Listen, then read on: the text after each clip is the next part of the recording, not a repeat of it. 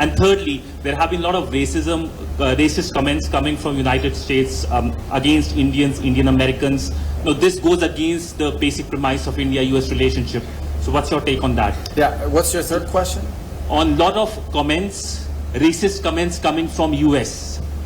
That, of course, who made those comments? we all have seen those comments, sir. We have seen endorsement of those comments.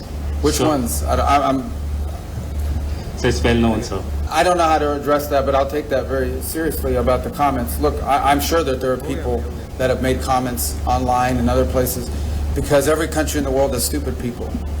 I'm sure there are stupid people here. There are stupid people in the United States that make dumb comments all the time. I don't know what else to tell you other than the United States is a very welcoming country. Our nation has been enriched by people who come to our country, have come from our country from all over the world, have become Americans, have assimilated into our way of life, and have contributed greatly. So that's all I can comment on that in regards to your point. Your second question, there's another question about technology cooperation. Absolutely. One of the reasons why we're such strong strategic allies is because India is a place that's very advanced technologically. You have companies that are on the leading edge of technology in a variety of fields, and you happen to be our ally in terms of country to country. So it is an area of tremendous partnership. It speaks directly to the point that I made a moment ago, and that is you can have an alliance with countries, and we have, we work with countries all over the world on a variety of issues, but there are only a handful of countries in the world where you can actually partner to influence global outcomes.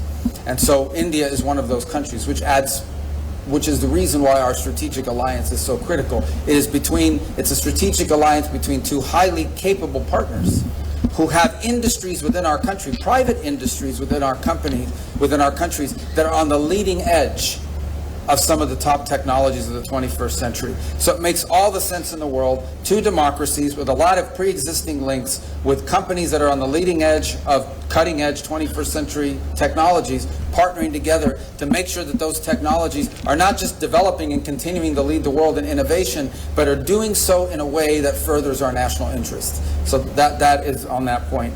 On the Iran situation, there'll be, I believe, maybe more news coming out a little bit later today on this topic, and I'll leave it to the president to make further announcements on it. Suffice it to say that some progress has been made, significant progress, although not final progress has been made. Ultimately, I remind everybody, and I think this ties into the second question that was asked with relations to it. What is the goal here? The goal here ultimately, the ultimate goal is that Iran can never have a nuclear weapon. Iran can never possess a nuclear weapon. The president has been clear about that. They will never possess a nuclear weapon, certainly not as long as Donald Trump is president of the United States. Related to that is this issue of the Straits. Okay, this is an international waterway. They don't own it.